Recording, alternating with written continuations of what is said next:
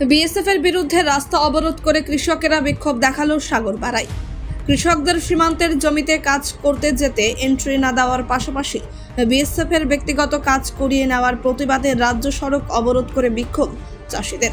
স্থানীয় চাষিদের দাবি, দীর্ঘদিন ধরেই এই সমস্যার ভুগতে হয় তাদেরকে, আর তাই তারা চাইছেন বিএসএফ 0 পয়েন্টে যাক এবং সাধারণ কৃষকদের সঠিক সময় মাঠের জমিতে কাজে যেতে পারে। তার দাবিতে জলঙ্গি শেখপাড়া রাজ্য সড়ক অবরোধ করে বিক্ষোভ দেখায় নরসিংহপুর বাজারে। ঘটনায় রাজ্য সড়ক অবরুদ্ধ হয়ে পড়ে। খবর পেয়ে ঘটনাস্থলে আসে সাগরপাড়া থানার বিশাল পুলিশ বাহিনী। পুলিশের আশ্বাসে রাস্তা অবরোধ তুলে নেয় ও যান চলাচল স্বাভাবিক হয়।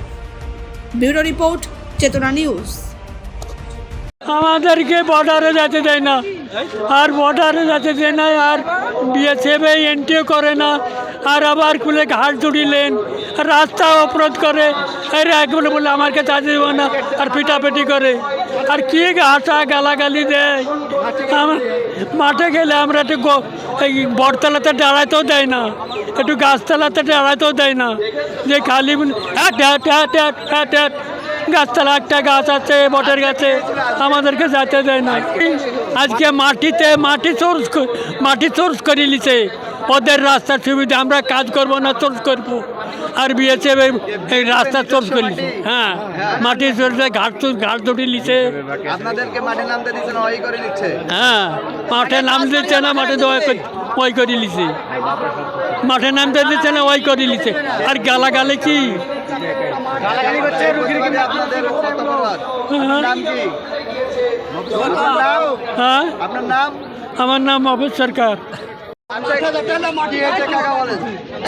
আমরা এই অপরাধ দেখেছি যে আমাদেরকে পয়েন্টে নামতে গেলে বিভিন্ন ন্যাংটাগিরি কাপড় খুলি শুধু চেক করা হয়, তারপরে ওদের কাজ করিলাই বাথরুম পায়খানা সব সাফ করিলাই শুধু ক্যাম্পেলি যাই।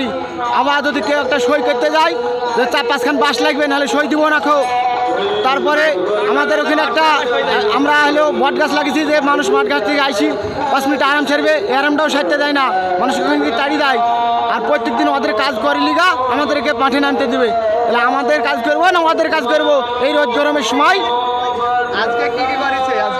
আজকে হলো মাঠে ওরা মাটি কাটি নেবে, তারপরে ওরা হলো আমাদেরকে মাঠে নামতে দেবে, তার আগে নামতে দেবে না। আর আমাদের 6টার সময় এন্ট্রি করে, 7টা বাজে যেতে তাও নামতে দিছে না খুব।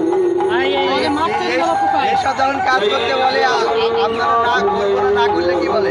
না করলে ধরে মারে, টাকা মারে শুদ্ধি, আবার এন্ট্রি করবো না তাই বলে গালাগালি করে।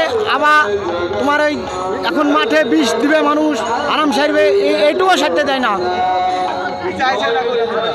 আমরা চাইছি যে বিএসএফ একবারে 0 পয়েন্টে যাক, গাঙ্গের নোটিশ ধরে যাক। আমার নাম শফিকুল মণ্ডল, ধর্মপাড়া। বর্ডার বিএসএফ বর্ডার নিয়ে আমাদের বিরাট সমস্যা। আমাদের সিংপাড়া সিংপাড়া ক্যাম্প, এবং আমাদের যে বর্ডারে মানুষকে খুব অত্যাচার, লেবার মাঠে নামছে, মাঠে কাজ করতে যাচ্ছে, 7টা-6টার টাইমে এন্ট্রি করছে, তারপরে এন্ট্রি করার আগে বলছে যে এখানে জঙ্গল ফাঁসা করো, এখানে কোদাল দিয়ে চাইছি পরিষ্কার করে দাও। বিএসএফের জায়গা ডেলি দিনই এইভাবে চাষি লোককে অত্যাচার করছে। লেবার মাঠে যাচ্ছে, লেবার 7টার সময় এন্ট্রি আছে, তা লেবার 7টার টাইমে এন্ট্রি করি, আবার কখন মাঠে কাজ করবে, আর কখন বা এই যে গরম, আবার কেউ যদি 10 কেজি 5 কেজি সাহালি যাচ্ছে, ওই 10 কেজি 5 কেজিতে আরও 10 কেজি মাটি মিশাচ্ছে, মাটি মিশিকা এখানে সার ফেলছে।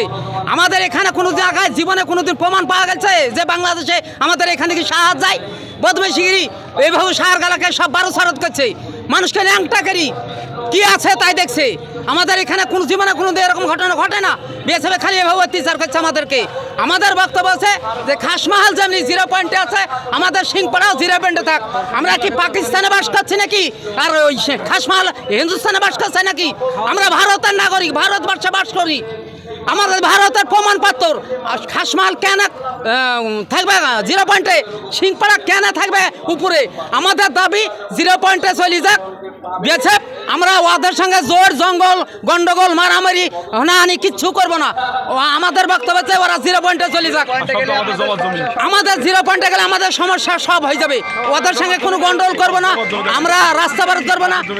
আমাদের টোটাল হচ্ছে জমাত জমি, আমাদের জমাত জমিতে আমরা আবাদ করি।